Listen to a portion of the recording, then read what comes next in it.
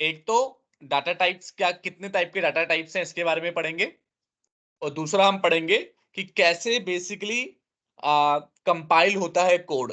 कैसे बेसिकली आप तो रन कर रहे हो, और रन करते हो तो आपको सीधा क्या बोलते हैं, ब्लैक स्क्रीन दिख जाती है। लेकिन वो कैसे ब्लैक स्क्रीन तक पहुंच रहा है कोड, पीछे बिहाइंड द सीन क्या काम होता है वो देखना है आपको। तो ये सीधा ब्लैक स्क्रीन दिख गई, लेकिन यहां तक कैसे कोड पहुंच रहा है वो समझेंगे आज हम। तो सबसे पहले क्या जी सर। पढ़ते हैं, डाटा टाइप्स।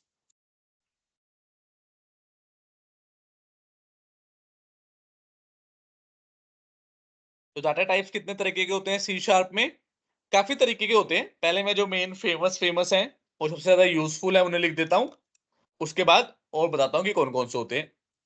कोई भी आपको नंबर वगैरह सेव कराना है तो आपको क्या लिखना है, डाटा टाइप का नाम इंट, जिस भी डाटा टाइप का वो टाइप है, फिर वेरिएबल का नाम। वेरिएबल का नाम कुछ भी हो सकता है, वो आपके हाथ पे है, आप कुछ भी लिख सकते हो। मैंने वेरिएंट लिखा है, आप कुछ एबीसी एक्स वाई जेड कुछ भी लिख सकते हो, वो आपके ऊपर होता है हमेशा। इक्वल टू 10, कोई भी आपको नंबर सेव कराना है तो इंटीजर में कराओगे। ऐसे ही अगर कोई भी आपको टेक्स्ट सेव कराना है तो स्ट्रिंग में कराओगे।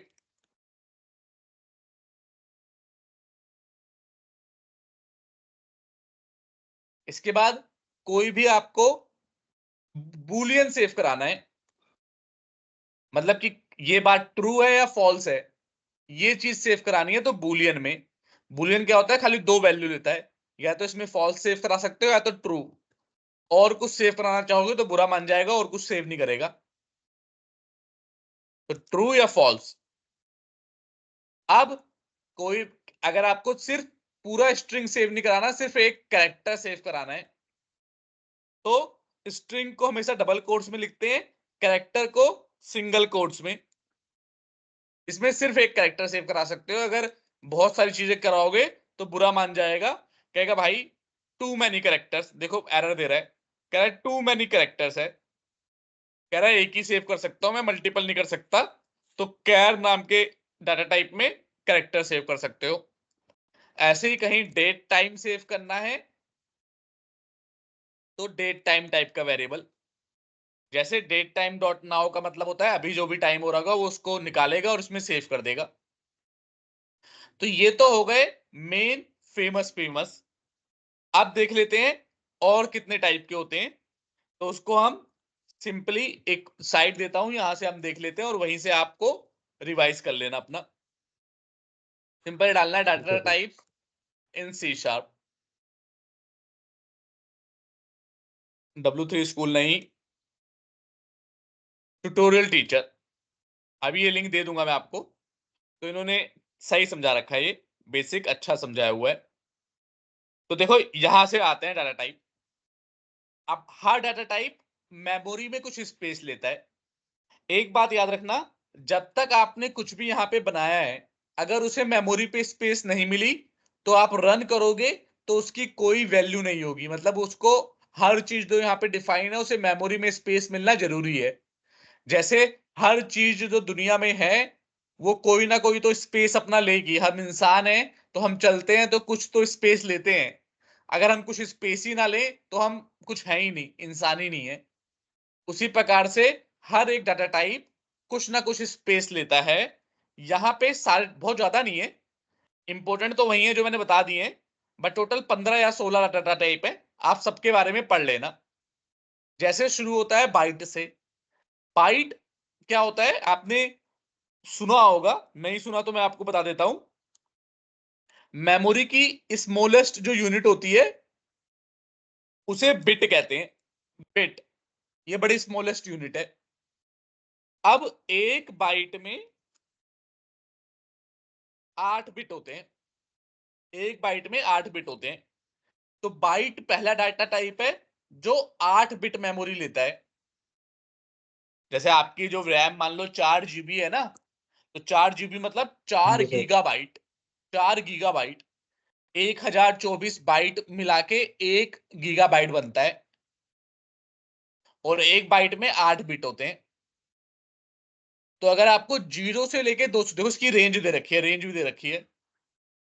कि अगर आपको 0 से लेके 255 तक की वैल्यू सेव करनी है बस, उससे ज्यादा आपको पता है कि मुझे सेव ही नहीं करानी, तो बाइट ले लो फॉर जी एग्जाम्पल। सर। क्योंकि आपको, आपका लक्ष्य क्या होना चाहिए, आपका टारगेट हमेशा ये होना चाहिए कि मिनिमम मेमोरी का इस्तेमाल करके आप मैक्सिमम चीज काम कर लो।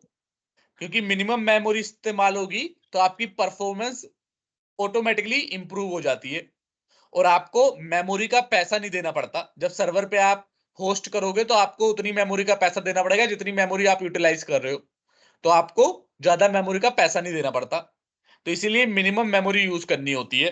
तो अगर आपकी रिक्वायरमेंट है भाई कि खाली 0 से 255 सब सेव करेंगे, तो बाइट ले लो।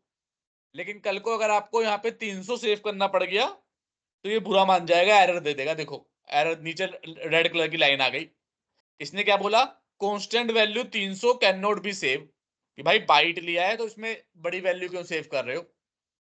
क्लियर है, कोई डाउट? क्लियर है सर। ठीक है। अब बाइट का ही भाई है एस बाइट। एस का मतलब होता है साइन बाइट। बाइट में देखो 0 से 255 तक सेव करा पा रहे थे, अब ये साइंड है, मतलब इसके अंदर माइनस से, साइन का मतलब होता है प्लस या माइनस, तो इसमें माइनस से आप सेव करा पाओगे -128 से 127 तक। मतलब टोटल अगर आप देखोगे तो 255 ही होगा। 255 को 2 से डिवाइड कर दो तो 127.5 आता है। तो उसने आधा नेगेटिव में सेव करा दिया, आधा पॉजिटिव में। तो इसकी रेंज, और तब ये भी 8 बिट ले रहा है, ये भी 8 बिट ले रहा है। बस रेंज इसमें क्या है, अगर आपको नेगेटिव सेव कराना है -128 से 127, सो एस बाइट लो। पॉजिटिव कराना है तो बाइट लो। क्लियर है, कोई डाउट? क्लियर है सर। ऐसे ही उससे ज्यादा चाहिए तो शॉर्ट आता है। ये -32,768 से लेके +32,767 तक इसमें वैल्यू सेव करा सकते हो। तो वो शॉर्ट्स होते हैं, वो 16 बिट के होते हैं। ऐसे ही अनसाइंड, क्योंकि इसमें तो माइनस भी आ गया, यू शॉर्ट मतलब अनसाइंड शॉर्ट। तो अब माइनस वाले को हटा दो, इसी को डबल कर दो। तो अनसाइंड वाला क्या करता है, 0 से लेके 65,535 तक अपने अंदर सेव करा लेता है। उसके बाद इंट मैंने बता ही दिया, इंट सबसे कॉमन होता है, 32 बिट होता है ये इतनी वैल्यू सेव कराता है। 1 10 100 1000 लाख 10 लाख करोड़ 10 करोड़ अरब, इतनी बड़ी वैल्यू। तो मोस्ट ऑफ द चीज बेसिकली इंट में कवर हो जाती है, इसीलिए बहुत ज्यादा इस्तेमाल किया जाता है। उससे ज्यादा कराना हो तो यू इंट, उससे भी ज्यादा कराना है तो लॉन्ग, उससे भी ज्यादा कराना है तो यू लॉन्ग, और नेगेटिव में नहीं कराना तो। और इससे ज्यादा कुछ वैल्यू होती ही नहीं है, ये बहुत ही बड़ी वैल्यू हो गई ऑलरेडी, क्लोज टू मतलब इन्फिनिटी के आसपास की वैल्यू हो गई। तो इससे ज्यादा की जरूरत हमें नहीं पड़ती। क्लियर है, कोई डाउट? क्लियर है सर। अब अगर आपको पॉइंट डेसिमल वाली चीजें सेव करानी है, तो उसके लिए जैसे यहां पे देखो, सबसे छोटा क्या हो गया, शॉर्ट, मतलब बाइट तो हो गया, बाइट के बाद शॉर्ट, इंट और long. Based on your range की कैसी वैल्यू सेव करानी है, आप या तो शॉर्ट लोगे, या तो इंट, या तो लॉन्ग, या फिर बाइट भी। अगर बहुत ही कम वैल्यू करानी है तो बाइट। वैसे ही डेसिमल में सबसे छोटी वैल्यू करानी है तो फ्लोट, इसकी रेंज यहां तक है। उससे बड़ी करानी है जो कि 64 बिट लेगा, तो आपको क्या कराओगे, डबल। और सबसे बड़ी करानी है जो कि 128 बिट लेगा, तो आपको डेसिमल लेना है। क्लियर है, कोई डाउट? क्लियर है सर। आप कैरेक्टर कैर कितना लेता है, 16 बाइट, ये बता ही दिया। बूल क्या होता है, 8 बिट, 8 बिट लेता है, ट्रू या फॉल्स सेव करता है, और 8 बिट का होता है। अब ऑब्जेक्ट, ऑब्जेक्ट क्या है, वो इन सब का पापा है। जितने भी डाटा टाइप है सबका पापा क्या होता है, ऑब्जेक्ट। तो ये अपने अंदर, अब पापा के पास क्या काबिलियत होती है कि वो बच्चे की किसी भी प्रॉपर्टी में रह सकते हैं ना। पर पिताजी चाहे उनके 4 बच्चे हैं तो 4 में से हाँ किसी जी की भी सर। प्रॉपर्टी में रह सकते हैं। वैसे ही ऑब्जेक्ट है, ऑब्जेक्ट अपने अंदर कुछ भी स्टोर करा लेता है। इसके अंदर 10 भी स्टोर करा सकते हो, बुरा नहीं मानेगा। स्ट्रिंग भी स्टोर करा सकते हो, बुरा नहीं मानेगा। ट्रू भी स्टोर करा सकते हो, बुलियन भी, बुरा नहीं मानेगा। और डेट टाइम भी स्टोर करा सकते हो, बुरा नहीं मानेगा। तो ऑब्जेक्ट क्यों करा पाता है सबका स्टोर? क्योंकि ये सबका पेरेंट है। और ये मजाक नहीं कर रहा कि पापा है, ऐसे हंसी मजाक में। एक्चुअल में एक कंसेप्ट आएगा भी जो कि पेरेंट और चाइल्ड जी सर। रिलेशनशिप का कंसेप्ट है। तो ये एक्चुअल में ऑब्जेक्ट इन सबका पेरेंट है। क्लियर? ठीक है सर। हाँ जी। अब बचा स्ट्रिंग और डेट टाइम, वो मैंने आपको बता ही दिया है। इनकी रेंज देखो कहां से है, चेक जी कर सर। सकते हो यहाँ पे। अब इसके अलावा एक और बात आपको जो पढ़नी है यहाँ पे कि भाई इनकी डिफॉल्ट वैल्यू क्या होती है। डिफॉल्ट का मतलब, अगर मैंने इंटीजर आई मान लो ले लिया और यहां पे आई को प्रिंट करा रहा हूं, अब इसके अंदर कोई वैल्यू तो सेव की नहीं मैंने, तो इसकी वैल्यू क्या प्रिंट होगी? कुछ एरर बता रहा है, कुछ एरर है, देखते हैं कहां पे गलती कर दी मैंने।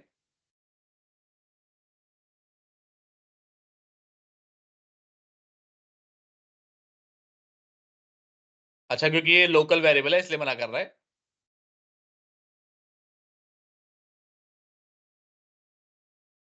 अच्छा, चलो, ये एक लोकल वेरिएबल का कंसेप्ट होता है, वो बाद में बताऊंगा। लोकल वेरिएबल जो होता है उसमें आप बिना असाइन किए उसे यूज नहीं कर सकते। तो यहां पे मैंने असाइन नहीं किया, तो एक काम करने के लिए ये कर सकते हैं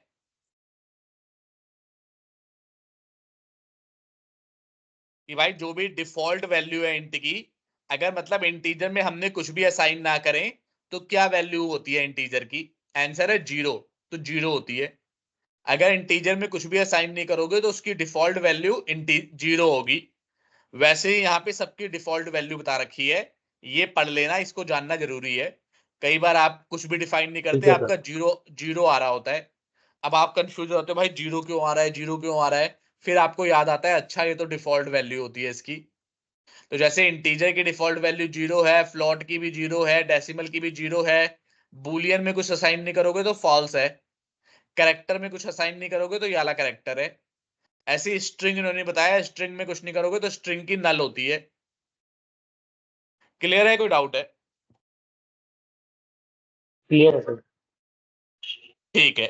अब देखो, अब मैंने ये इतना ही है डाटा टाइप। इतना पढ़ लोगे आपका डाटा टाइप सारे क्लियर हो जाएंगे। बहुत ज्यादा नहीं है। अगर आप यहाँ पे गिनोगे तो 1 2 3 4 5 6 7 8 9 10 ऊपर चलते हैं इसमें तो। ये 1 2 3 4 5 6 7 8 9 10 11 12 13 14 15 16 डाटा टाइप है खाली। तो सारे आपको याद करने की जरूरत नहीं है, ऑलरेडी मतलब एक बार पढ़ लेना। पर जिसको जहां पे यूज होगा जी वहां पे सर। ऑटोमेटिकली आप करते करते करते करते आपको याद ही हो जाएंगे। क्लियर है? कोई डाउट ठीक है है? सर। क्लियर है सर। ठीक है। अब मैं आपको बता रहा था कि कैसे डॉटनेट काम करती है, बिहाइंड द सीन कैसे काम करती है। राइट? तो बिहाइंड द सीन ये कैसे काम करेगी, आ, दिखाता हूं आपको। पहले जो भी आप कोड लिखोगे वो कोड किस में होता है? सी शार्प लैंग्वेज में आप कोड लिखते हो। इसे सेलेक्ट कर लेते हैं।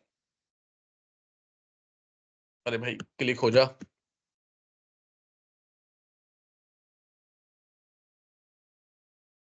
बड़ा स्लो हो गया मेरा सिस्टम किसी वजह से।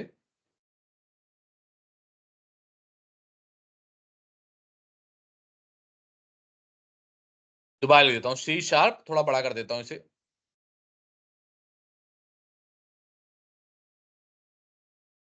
ठीक है, तो आपका कोड जो होगा वो सी शार्प लैंग्वेज में आप कोड लिखोगे। अब कोड, मैंने कहा था ऑपरेटिंग सिस्टम तो क्या समझता है? बाइनरी समझता है। तो ये सी शार्प कैसे कन्वर्ट होता है? तो यहां पे जाता है ये। आप अपने कोड को सबसे पहले क्या रिकमेंडेड होता है कि आप जब कुछ कोड कर लो तो सबसे पहले इसको बिल्ड करो।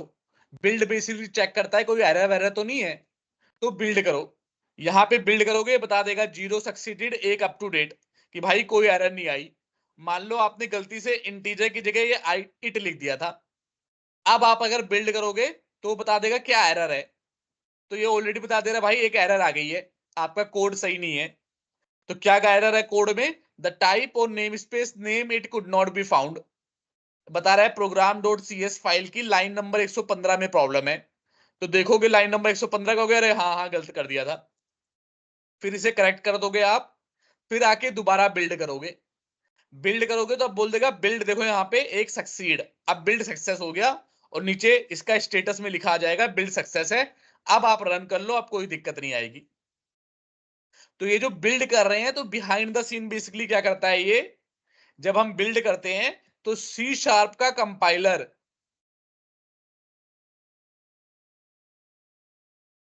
सी शार्प कंपाइलर जो भी आपका कोड होगा बिल्ड करने के बाद, उस कोड को कंपाइल करेगा। कंपाइल करने का मतलब चेक करेगा कि भाई कोई गलती वलती तो नहीं है।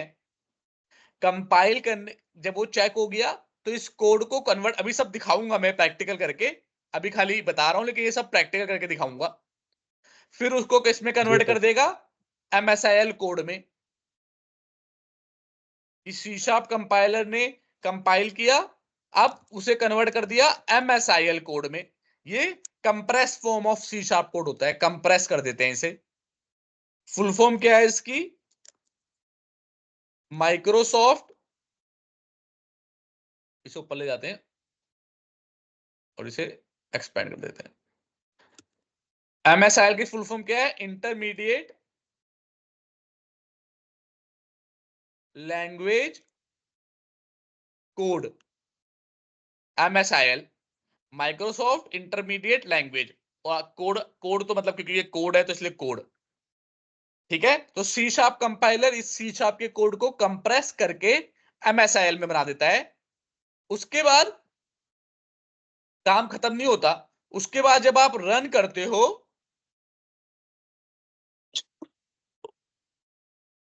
तो एक और कंपाइलर काम करता है। बेसिकली रन के टाइम पे मैंने बताया था CLR सारा काम करेगा, तो CLR के अंदर एक कंपाइलर होता है,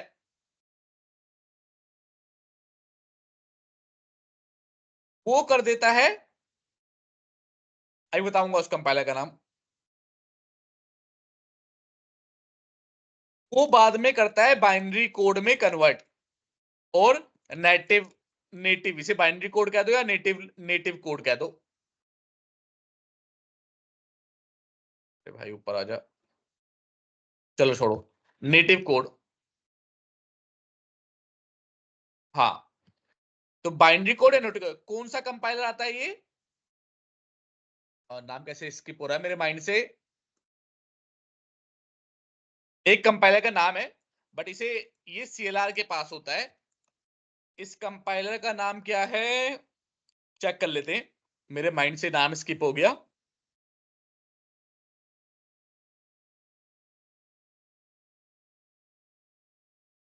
टू नेटिव कोड,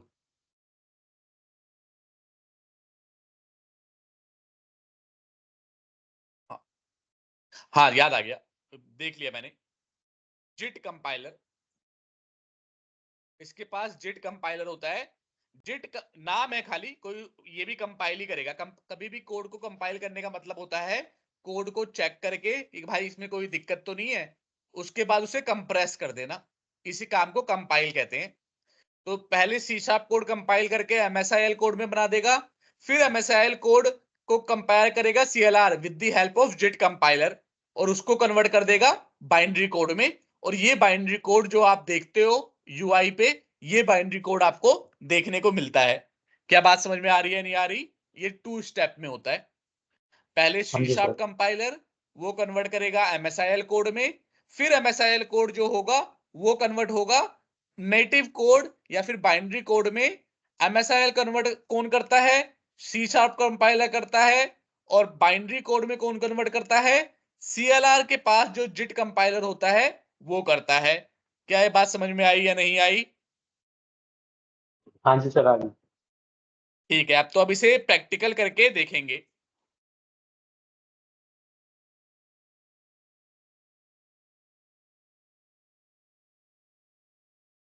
देखो मैंने क्या किया, फोल्डर खोला जिस फोल्डर में हमारा प्रोजेक्ट है, सब फाइल अभी डिलीट कर दी। कैसे खोलते हैं फोल्डर, राइट क्लिक करोगे, नीचे होगा open folder in file explorer, अपने प्रोजेक्ट पे राइट क्लिक करो, open folder in file explorer पे क्लिक करो, आपका फोल्डर खुल जाएगा। अब देखना, जब अभी तक इसमें कोई फाइल नहीं है, जैसे ही कंपाइल करूंगा यहां पे कुछ फाइल जनरेट हो जाएंगी। उन्हीं में से 2 फाइल जो होती हैं वो MSIL कोड होती हैं, दिखाऊंगा अभी। समझने के लिए दोनों को छोटा छोटा साइड बाय साइड खोल लेते हैं, जिससे कि आपको पता चले कि जब मैं कंपाइल कर रहा हूं तभी जनरेट हो रहा है, उससे पहले जनरेट नहीं हो रहा। अभी देखो ये डिबग के अंदर फोल्डर खाली पड़ा है, लेकिन अब मैं बिल्ड में जाके बिल्ड कर रहा हूं कोड को। जैसे ही मैंने बिल्ड किया, ये देखो फाइल जनरेट हो गई या नहीं हो गई? हाँ जी सर। तो उसने क्या किया, बेसिकली सी शार्प कंपाइलर ने जैसे ही बिल्ड किया MSIL कोड में कन्वर्ट कर दिया। ये जो DLL और EXE, ये दोनों 2 फाइल हैं, एक जो DLL और एक देखो पीछे एप्लीकेशन इसमें लिखा हुआ है, ये दोनों जो फाइल हैं ये MSIL कोड की फाइल है। अब जब मैं रन करूंगा, जब मैं प्रोग्राम को यहां पे रन करूंगा, तो यही बेसिकली उठ के रन हो जाएगा। डॉटनेट कुछ और नहीं करता, इसी कोड को रन करेगा और कन्वर्ट, बेसिकली क्या कन्वर्ट करेगा इस MSIL कोड को किसमें, नेटिव कोड में, बाइनरी कोड में, और इसी को रन कर देगा। चेक करते हैं, कहां गया रन करने का बटन, छोटा हो गया ना इसलिए दिख नहीं रहा। चलो शॉर्टकट की से रन कर लेता हूं। फंक्शन प्लस F5 की होती है जिससे रन होता है। तो ये देखो अब ये रन हो गया। कैसे रन हुआ, इसी कोड को बेसिकली रीड करके रन करता है। जैसे अगर मैं यहीं पे डबल क्लिक कर दूं तो भी रन हो जाएगा। तो जरूरी नहीं है कि आपको जी यहीं से सर। रन करो, इसे डबल क्लिक करूंगा तो भी रन हो जाएगा, लेकिन उसके लिए बिल्ड होना जरूरी है। अगर ये रहेगा ही नहीं, डिलीट हो गया, तो कैसे रन होगा, तो रन नहीं होगा। लेकिन जैसे ही बिल्ड कर दूंगा, ये फाइल MSIL फाइल बन गई। अब ये MSIL फाइल रन होगी और नेटिव कोड में कन्वर्ट हो जाएगी। क्या बात समझ में आ रहा है, नहीं आ रही? हाँ जी सर। कोई क्वेश्चन है इसमें? नहीं सर। आगे तो सिंपल है, मतलब वही कि रन कैसे होता है, ऐसे रन हो जाता है। जी अब सर। अब आपका क्वेश्चन ये होना चाहिए, अगर मैं आपकी जगह स्टूडेंट होता तो पूछता कि अगर हमने अभी तो आपने बिल्ड अभी नया नया बताया कराना, पहले तो आप बिना बिल्ड किए रन कर दे रहे थे कोड, तब तो ये फाइल जनरेट हो ही नहीं रही थी, हो रही होगी। तब कैसे वो करता था बिना बिल्ड किए जब आप रन कर देते हो तो? राइट, एक क्वेश्चन ये वैलिड बनता है नहीं बनता, कि मान लो मैंने बिल्ड हाँ नहीं जी किया, सर। सीधा रन कर दिया, तब क्या जी ये सर। प्रोसेस होगा या नहीं होगा? तब क्या ये MSIL कोड बनेगा या नहीं बनेगा? तो आंसर है, अगर आप सीधा रन कर दोगे तो बेसिकली, अगर सीधा रन कर दोगे तो पहले वो बिल्ड बनाएगा और फिर रन करेगा। लेकिन अगर आप बिल्ड करके रन करोगे तो वो पहले वो बिल्ड ऑलरेडी बना चुका होगा, वो सीधा ये वाला स्टेप करेगा। लेकिन अगर जी आपने सर। ये भी नहीं किया, बिल्ड किया ही नहीं, तो वो पहले बिल्ड करेगा और फिर रन करेगा। इसी चीज को प्रूफ कर लेते हैं। यहां पे आ गए और देखो फाइल खाली है। अब की बार मैं क्या करूंगा, सीधा रन करूंगा। यहीं से करता हूं, कहीं कहां गया वो बटन, यहाँ पे बटन आना चाहिए। छोटा हो जाता है जब छोटी स्क्रीन करो तो छोटा हो जाता है।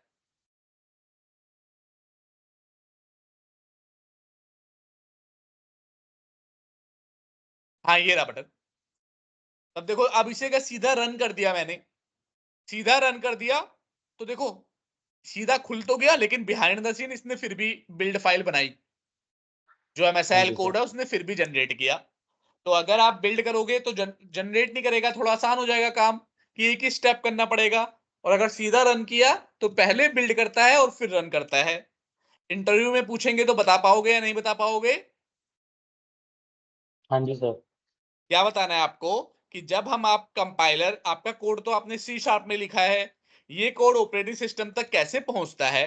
तो आंसर है, जब आप बिल्ड करते हो तो वो एक सी शार्प का जो कंपाइलर होता है वो चेक करता है भाई कोई एरर तो नहीं है।